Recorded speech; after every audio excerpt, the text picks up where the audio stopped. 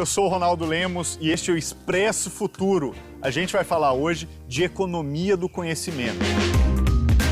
Se existe ciência de foguete para ir para Marte, tem que existir ciência social para interromper o ciclo de pobreza e de desigualdade. As grandes empresas hoje entenderam que nós somos uma solução para um problema antigo, que era a acessibilidade da linguagem. Todo mundo reclamava da mesma coisa, de ir trabalhar com comunidade e sentar lá e perceber que ninguém tinha entendido nada. E aí chegar o Wakanda e ajudar essas grandes empresas de conteúdos a chegar na ponta de uma forma bem mais suave e bem mais impactante.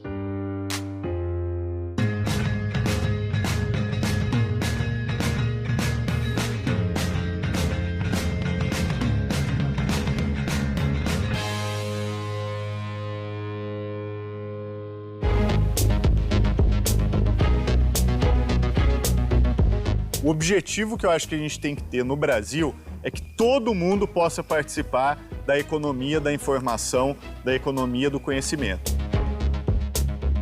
A gente vai falar hoje com empreendedores, pessoas, projetos que conseguiram fazer isso em lugares muito diferentes do nosso país, mostrando que é possível que todo mundo possa inovar.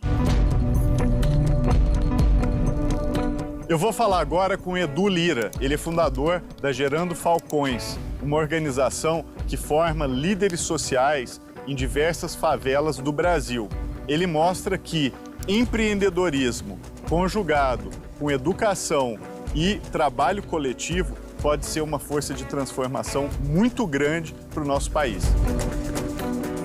O Brasil precisa assumir uma posição de maior liderança no mundo de inovação e de tecnologia e ter um conhecimento que inspira e que abre caminhos, eu acho que é fundamental para a sociedade brasileira.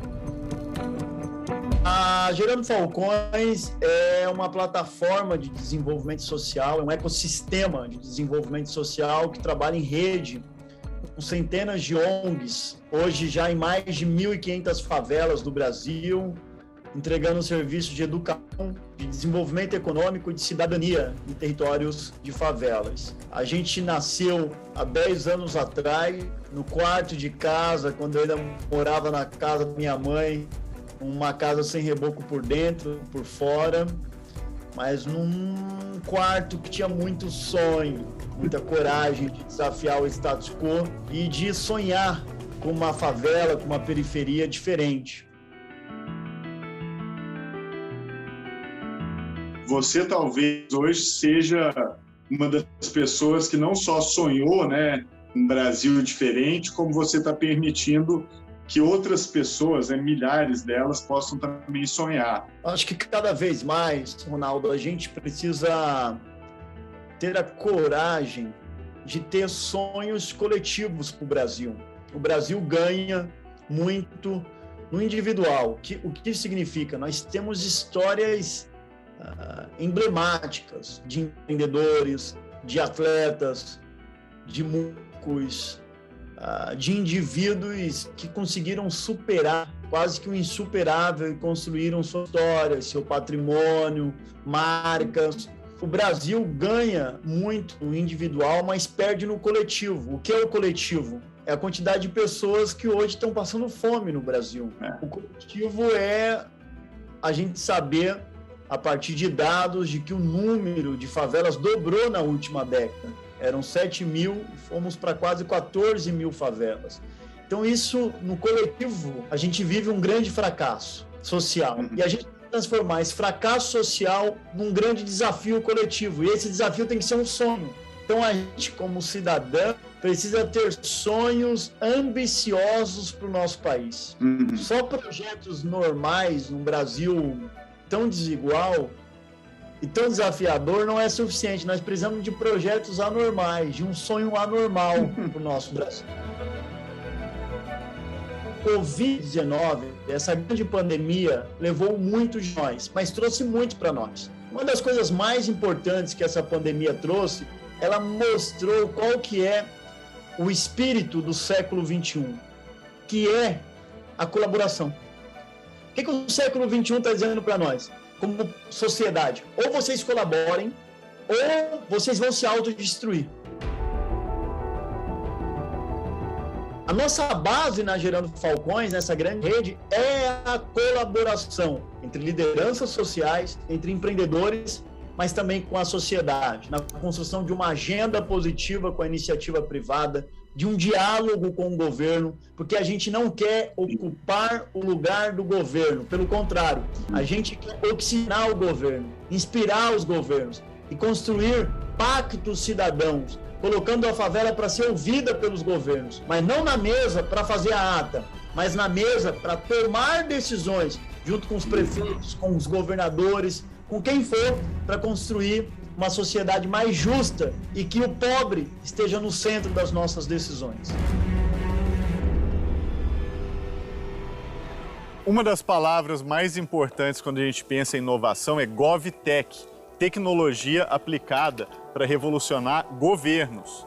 A empresa Gov, fundada aqui por brasileiros, tem ajudado prefeituras a darem saltos tecnológicos usando para isso inovação.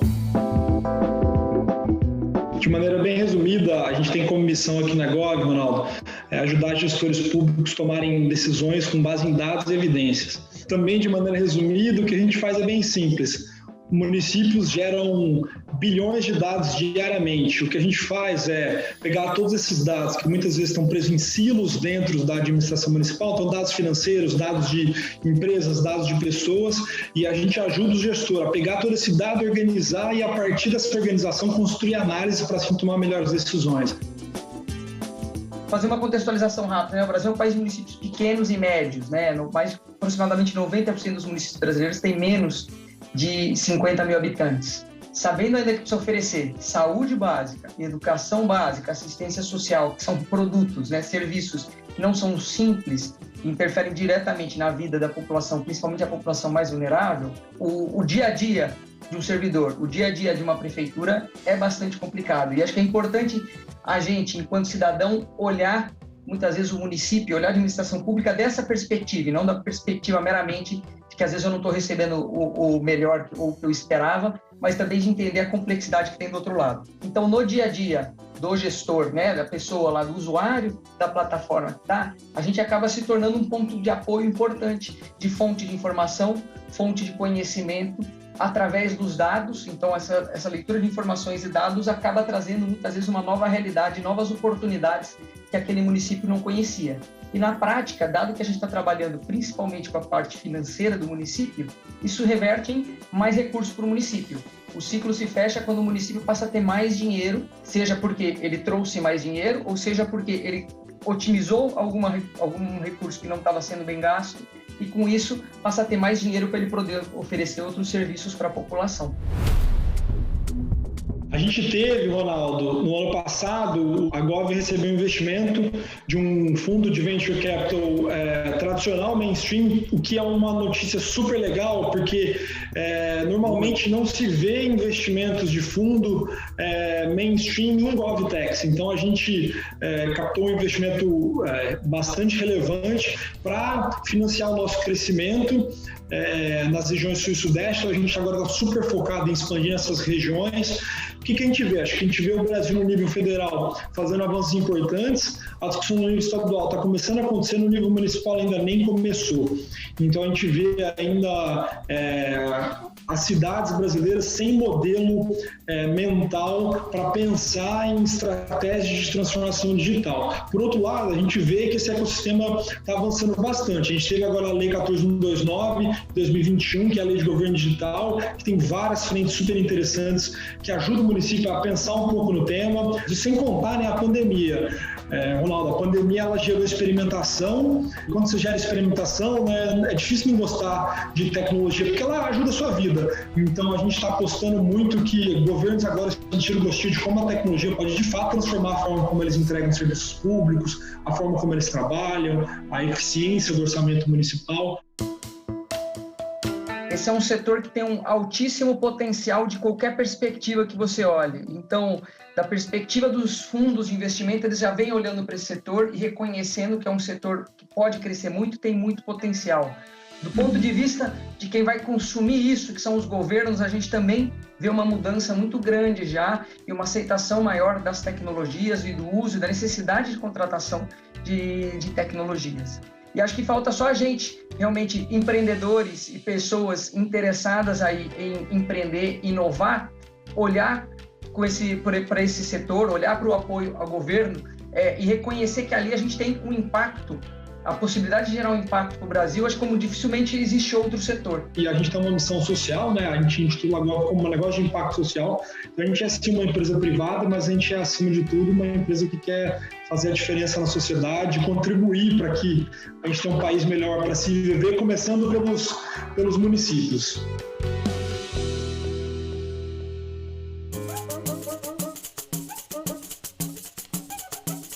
Karine Oliveira é fundadora da Wakanda Educação. Sabe esses termos que a gente usa para falar de inovação, tipo startup, blockchain, criptomoedas? Pois é, o trabalho dela é explicar o que esses termos significam para o maior número de pessoas. Porque, afinal de contas, esses estrangeirismos, né, usar essas palavras importadas o tempo inteiro, acaba afastando as pessoas desses processos de inovação. Então, Deus, a Wakanda Educação Empreendedora é a minha startup de impacto social, onde a gente construiu um método de tradução de conteúdos que nada mais é do que pegar as nossas linguagens informais e regionais, múltiplas existentes no Brasil, e utilizar isso como tecnologia para traduzir conteúdos técnicos. A gente começou primeiro com empreendedorismo. E o nosso objetivo é acessibilizar conteúdos para que empreendedoras e empreendedores por necessidade possam ser impactados e também melhorar a sua renda e o seu trabalho. Quando a gente fala sobre empreendedorismo, é bem recente, né? Esse nome grandão aí e tal, que está sendo popularizado assim. Porque antes a gente conhecia isso como bico, como corre, então ele sempre foi presente dentro das periferias e das comunidades, né? Só que assim, depois que o empreendedorismo ficou famoso, o que acontece? Pegaram todos esses termos em inglês, todos esses termos que foram para igrejas grandes, norte-americanas, e simplesmente disseram que ou você aprende a falar assim ou não tem outro jeito, né? Então a Wakanda, percebendo que isso não era justo com a gente, principalmente imaginando que essa diversidade linguística que a gente tem aqui é uma herança muito do continente africano também. Então a gente tem múltipla diversidade linguística daqui, cada uma delas é identitária. Então por que não, ao invés de ficar botando as coisas nas caixinhas, começar a adequar a essas linguagens, essas múltiplas realidades daqui do Brasil, né? Isso faz com que as pessoas entendam que elas sabem muito de empreendedorismo, só que elas sabem de empreendedorismo na prática e não na teoria. E Karine, como é que você teve a ideia, né? Como é que a sua ideia aconteceu? Em 2016, que eu tomei o primeiro curso de empreendedorismo, e eu sempre senti essa dor quando ia para os espaços de não me sentir aceita lá. De não me dizer assim, poxa, velho, tipo, eles não estão falando para mim. A minha empresa não é assim, meu negócio não é assim, como é que é aquilo na prática? Daí que eu comecei a conversar com uma galera e aí percebi que muito mais pessoas assim como eu entravam nesse meio de empreendedorismo e sentia que não eram para elas, assim. Até porque os exemplos das empresas são sempre os mesmos, as grandes empresas aí de fora. E pra gente que é pequenininha, a gente se espelha em quem mesmo, né? Quem é que fala da gente? Então, a partir daí, que eu falei, olha, vou criar uma metodologia para a minha galera, para que nem eu, nem eles nunca mais podemos chegar em algum lugar e a gente se sentir como se tivesse um peixinho fora d'água.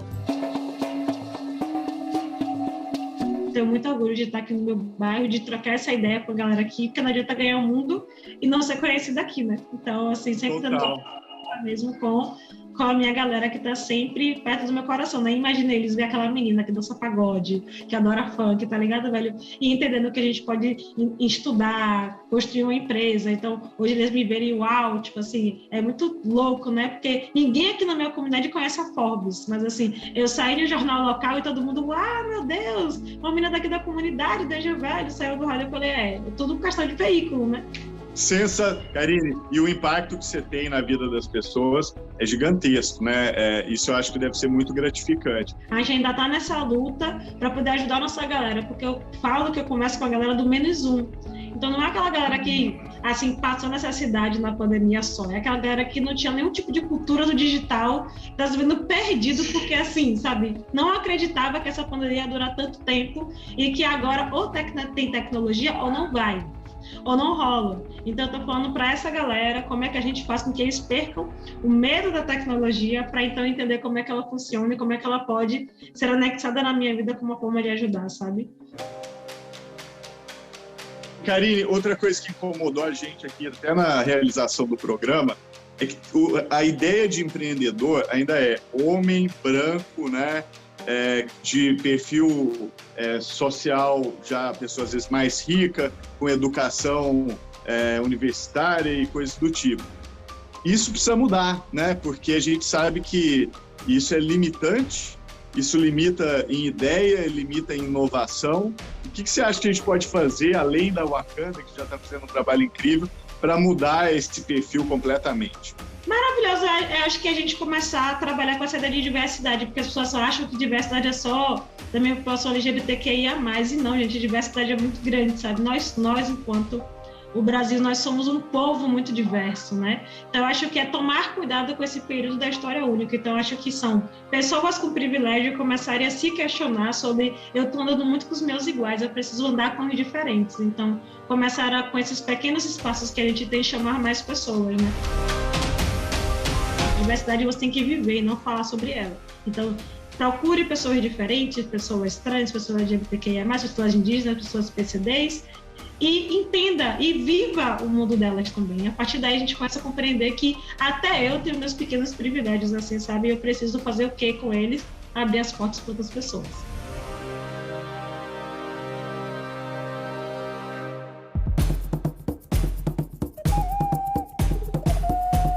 Quando a gente fala de economia do conhecimento, a gente tem que incluir o conhecimento dos povos indígenas. Eu vou falar agora com o Owerá, que era conhecido como MC Kunume, e ele usa música eletrônica, meios de comunicação totalmente contemporâneos para falar um pouco desses conhecimentos que são absolutamente fundamentais, não só para o nosso presente, mas também para o nosso futuro. Opambaé, Ramondjepé, Jaguatá, Tenondé.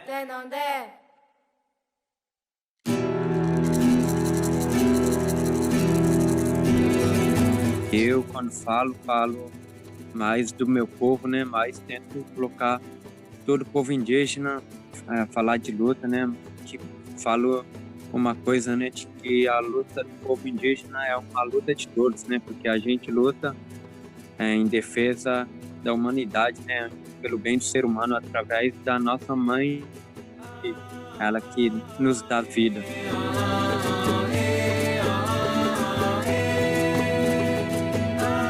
Eu comecei primeiro aos 6 anos de idade estar de frente para as câmeras, né? Fiz aos 6 anos meu primeiro curta-metragem e ali descobri que eu gostava muito de estar de frente aí, né?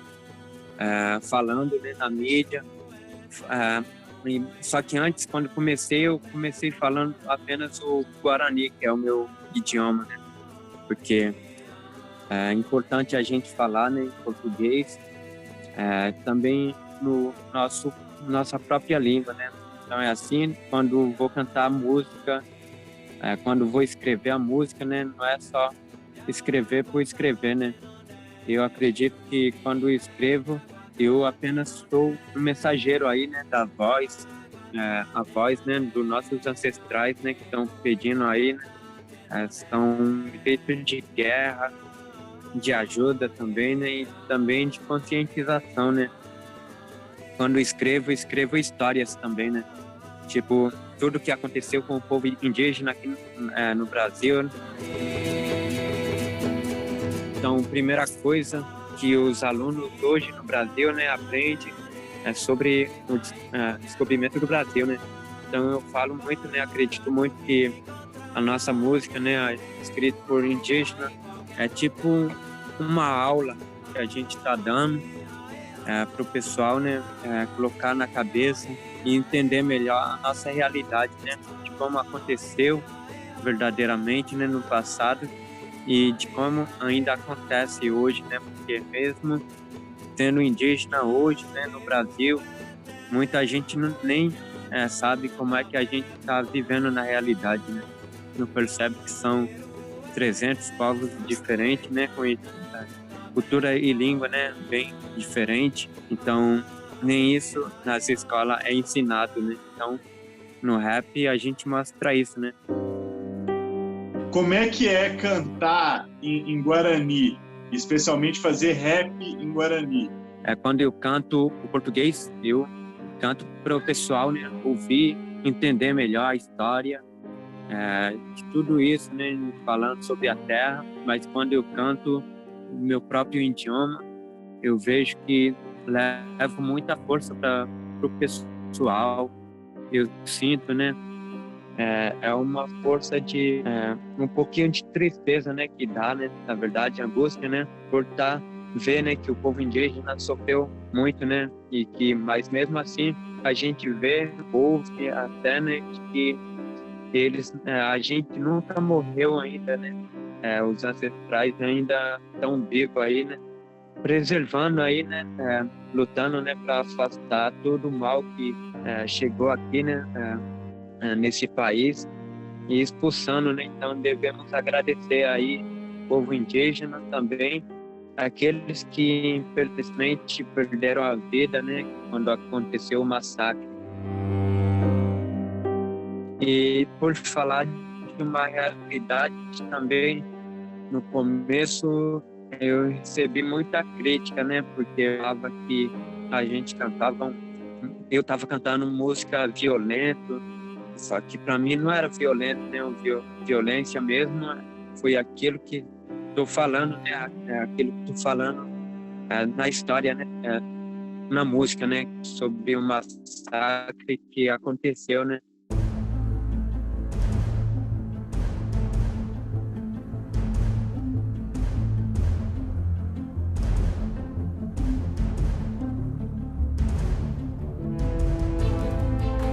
Uma coisa que o brasileiro tem é isso, a gente passa tanta dificuldade, e isso por um lado é uma coisa muito pesada, mas por um outro lado isso aguça muito nossa criatividade para que a gente possa superar essas mazelas. Então é por isso que a periferia é um lugar tão criativo, porque a gente não tem outra opção a não ser superar aquela desigualdade, sabe? Então são povos muito criativos. Então se a gente começar a pensar e a validar e começar a ouvir esses outros atores, esses outros pontos de parte dessas histórias e aprender a gente a validar as nossas coisas sem precisar que venham de fora, eu acho que já é um ótimo caminho por aí.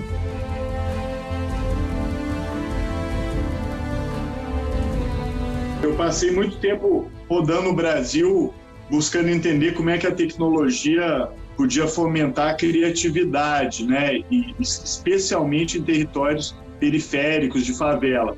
E foi incrível, porque eu descobri o tecnobrega, as múltiplas variações de funk. Então era uma explosão criativa que hoje, quando a gente olha no YouTube, é muito maior, né, do que a cultura do centro, a cultura das pessoas que estão na classe média para cima, né? Então é uma usina de ideias, de criatividade que é incessante. Ronaldo, acho que a melhor forma de enxergar o Brasil e o mundo também é através de laboratórios. Você olha para o Brasil como um todo, cria muita desesperança.